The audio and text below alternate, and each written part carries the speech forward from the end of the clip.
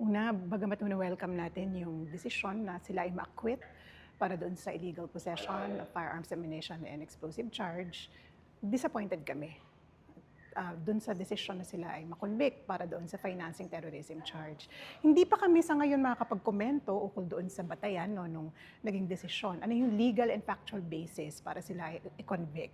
At ang prison sentence, ayon sa ulat, ay 12 years of imprisonment. At sa ating pagkakaalam, halos 6 years na yung na-serve ni Mariel and Frenchie. At handa tayo na maghain ng available remedies para sa kanila. Siguro una dyan yung motion for reconsideration.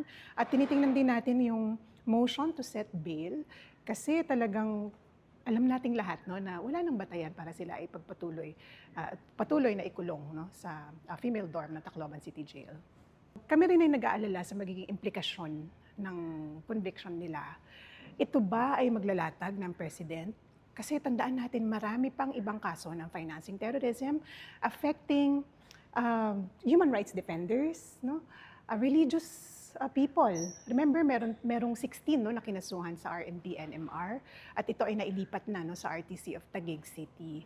Mayroon kasama dito yung isang abogado na miyembro namin, dating Secretary General ng Union of People's Lawyers in Mindanao.